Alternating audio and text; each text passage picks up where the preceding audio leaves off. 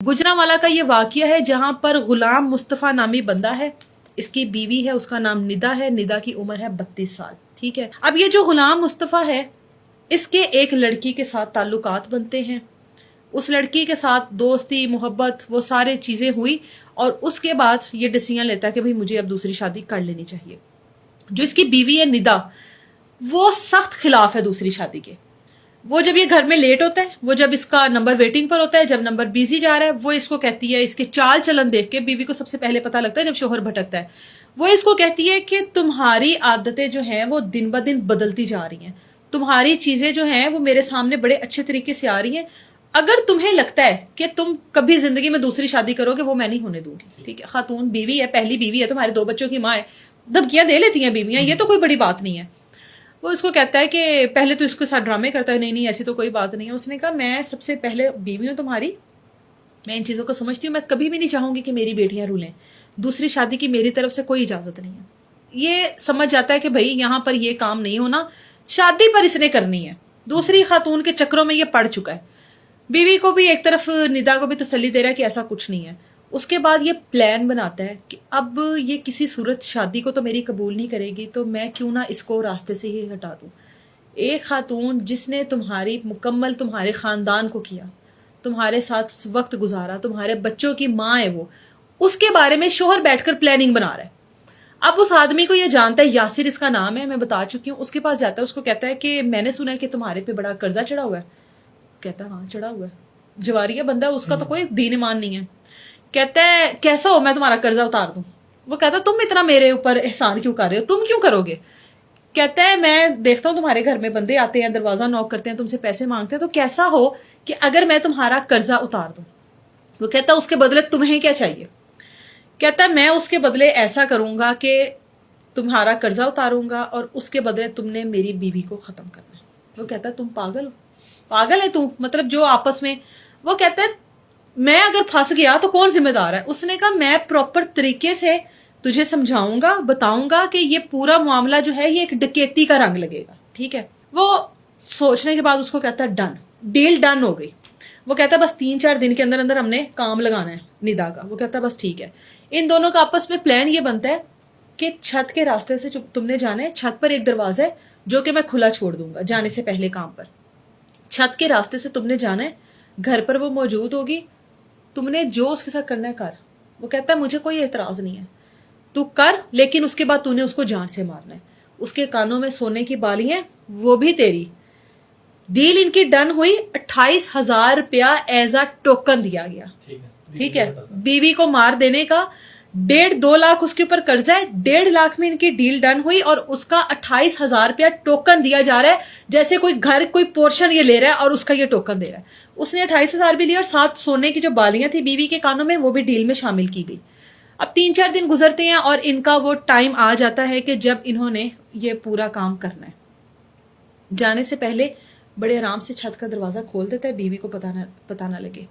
घर से जाता है तकरीबन 8-9 बजे के करीब जाता है, रूटीन के मुताबिक जाता है, बीवी को नहीं पता कि मेरा शोहर मेरे लिए क्या प्लान कर चुका है। जाता है तकरीबन 10 से 10:30 बजे, अपनी बीवी को कॉल करता है, उसको पूछता है हाँ क्या कर रही हो, सब ठीक ठाक है। बीवी कहती है मैं तो नीचे हूँ, सो रही हूँ, बच्चियाँ सो रही हैं, हम इस तरह से घर में ही हैं। कहता ठीक है। उसके बाद 2 घंटे बाद 12-12:30 के करीब दोबारा कॉल करता है। ठीक है, बीवी कहती है बच्चियाँ सो रही हैं, मैं ऊपर हूँ। ठीक है, कहता ठीक है। साथ ही उसको इतला दे देता है, शोहर अपनी बीवी की रैकी कर रहा है और बता रहा है उसको कि ये ऐसे ऐसे है, अब बिल्कुल मामला ओके है, तुम जाओ और करो। अब इसको पता था कि घर के गेट से अगर कोई दाखिल होता या घर के गेट से कोई बाहर निकलता तो वो गली के नुक्कड़ में एक ही कैमरा है और उसकी रीच इनके घर के गेट तक है। ये जानता था कि वहां से कोई भी आता है या जाता है वो कैमरे में आएगा, इसलिए इसने ये तरीकाकार पूरी प्लानिंग में ये शामिल किया कि इस तरह से आएगा, किसी को पता नहीं लगेगा। अब ये आदमी यासिर जो है ये घर में दाखिल होता है, इसकी बीवी जो है वो मौजूद होती है, उसकी बीवी को पकड़ता है, ऊपर वाले कमरे में ले जाता है, इसकी बीवी के साथ ज्यादती करता है, जिस हद तक कर सकता था करता है। उसके बाद इसकी बीवी को बताता है कि तुम्हारे साथ ऐसा करने के लिए तुम्हारे शोहर ने मुझे कहा है। ठीक है, उसको बता भी देता है कि तुम्हारे साथ ये करने के लिए تمہارے ہی شوہر نے کہا ہے اور ساتھ ہی ساتھ مجھے تمہیں مار دینے کا بھی حکم ہوا ہے. بیوی کے الفاظ تھے جو کہ یاسر نے پولیس کو بتائے ہیں. بیوی کے الفاظ تھے اب تم مجھے مار ہی دو, میں مر گئی ہوں, اب تم مجھے مار ہی دو, اب مجھے جینا بھی نہیں ہے, تم چھوڑ دو گے تو میں خود بھی مر جاؤں گی. چھری سے مار دیتا ہے, چھری سے اس کا گلا کاٹا جاتا ہے اور اس کو مار دیتا ہے. اسی چیزوں میں, اسی پورے وقوعے میں اس کی جو 3 سال کی بیٹی ہے وہ آ جاتی ہے اوپر. جب وہ دیکھتی ہے اس کو, وہ اس کو کہتی ہے یاسر انکل, ہمسایہ تھا, بچے تو جانتے تھے. اس نے اسی چھری سے اس بیٹی کا بھی گلا کاٹ دیا کہ یہ سب کو بتائے گی کہ یاسر نے کیا. وہاں سے یہ فرار ہو جاتا ہے اسی راستے سے, چھت کے راستے سے. اس کے بعد جو اس کا شوہر ہے غلام مصطفیٰ, اس کو جب اوکے کی آواز جاتی ہے وہ اپنی بھابھی کو فون کر کے بھیجتا ہے کہ کال نہیں ریسیو کری, ذرا گھر جائیں. ٹھیک ہے, بھابھی آتی ہے, وہ دیکھتی دکھاتی ہے اور اس کے بعد اس کو اطلاع دی جاتی ہے. پھر یہ آتا ہے اور ہائے میں لٹ گیا, میں برباد ہو گیا, میرا گھر اجڑ گیا, میری بیوی مر گئی, میرے بچے مر گئے, کون کم بخت آیا تھا, ہمارے ساتھ ڈکیتی ہو گئی, چوری ہو گئی, جو اس نے پلان کیا ہوا تھا. پولیس کی بھاری نفری آتی ہے وہاں پر, سارا وقوعہ دیکھا جاتا ہے اور اس کے بعد پولیس اس کو پوچھتی ہے. اچھا پولیس والے جو ہے نا اس کو حوصلہ دے رہے ہیں, اس کو, اس کی حالت دیکھ کے اس کو غشی کے دورے پڑ رہے ہیں وہاں پر. پولیس والے اس کو حوصلہ دے رہے ہیں کہ ہم تیرے ساتھ ہیں, کچھ نہیں ہوتا, دلاسا دے رہے ہیں کہ اوکے ہو جائے گا, پریشان نہ ہو.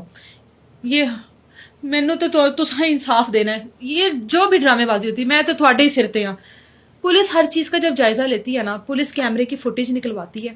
جب کیمرے کی فوٹیج نکلوائی جاتی ہے تو پولیس کو اندازہ ہو جاتا ہے کہ گھر کے مین ڈور سے کوئی انٹر نہیں ہوا, یہ آدمی گیا اور آدمی ہی واپس آیا اور بھابھی آئی. اب پہلا شک تو ظاہر ہے پولیس کا اسی پر جائے گا اگر تو گیٹ کی طرف سے دیکھا جائے.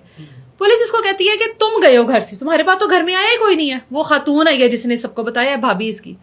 کہتا ہے نہیں اوپر سے کوئی آیا ہے. ٹھیک ہے, یہ پولیس کو خود بتا رہا ہے. پولیس کو کہتا ہے اوپر سے کوئی آیا, اس نے جالی کاٹی ہے, گیٹ دروازہ کھولا ہے, وہ اندر انٹر ہوا ہے. پولیس کو کوئی بھی نہیں چار سکتا, یہ حقیقت ہے. پولیس والے کہتے ہیں اوپر جا کے ہمیں چیک کرو. اوپر جا کے چیک کرتے ہیں. جب آپ فریش کسی چیز کی جالی کو کاٹتے ہو, کسی کے گھر میں چوری یا ڈکیتی کی نیت سے جا رہے ہو, وہاں پر زمین پر ظاہر ہے اس کا کچرا گرے گا. آپ جالی کی کٹنگ کر رہے ہو تو زمین صاف تو نہیں رہے گی. پولیس کہتی ہے اگر ابھی یہ جالی کٹی ہے, آج ہی کٹی ہے, تو نیچے کچرا ہونا چاہیے, جالی کے کچھ ذرات نیچے ہونے چاہیے, چھری چلی ہے, پتہ لگنا چاہیے آج. پولیس نے کہا یا تو اس جگہ کی صفائی ہوئی ہے یا یہ دروازہ پہلے سے کھلا تھا, دونوں میں سے ایک چیز ہے. اب پولیس چھت کا جائزہ لیتی ہے کہ کس کس چھت تک رسائی ہے ان کی چھت کی. دونوں طرف جو نیبر ہیں پولیس دونوں کو پکڑ لیتی ہے. پھر یاسر کے بارے میں پولیس اہل علاقہ سے, لوگوں سے, محلے داروں سے پوچھتی ہے.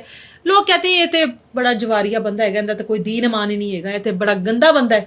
پولیس یاسر کو پکڑ لیتی ہے, شامل تفتیش کرتی ہے. یاسر نے کیا ہی کرنا تھا, وہ اس کو 2 بار انہوں نے پوچھا ہوگا, تیسری بار یاسر کہتا ہے کہ میرے سے تو جو کچھ کروایا اس کے بندے نے کروایا. 1.5 لاکھ میں بات ہوئی, 28,000 ٹوکن ہوا, سونے کی بالیوں کے ساتھ, اور میں نے جناب زیادتی بھی کی ہے, مجھے اس کے شوہر کی طرف سے اجازت تھی. پولیس نے کہا وہ خاتون تمہیں جانتی تھی, اس نے تمہیں کچھ کہا نہیں. اس نے کہا اس نے مجھے کہا تھا اب مجھے مار دے, اب میں نے نہیں جینا, اب مجھے مار دے. وہاں پر جا کر پولیس نے اس کیس کو میچور کیا اور بڑی جلدی کیا. ٹھیک ہے, بڑی جلدی کیا اور اس کیس کو میچور کر کے پولیس نے تمام حقائق جو ہیں وہ پریس کانفرنس کی اور اس میں سامنے رکھے کہ یہ وقوعہ اس طریقے سے ہوا. پوچھا گیا وہ بچی کو کیوں مارا. ماں کو مارنے کا ٹوکن دیا گیا تھا, ماں کو مارنے کی بات ہوئی تھی, بچی کو, ایک بچی بچ گئی 5 سال کی جو کہ سو رہی تھی, اس کا سونا اس کی زندگی بچا گیا.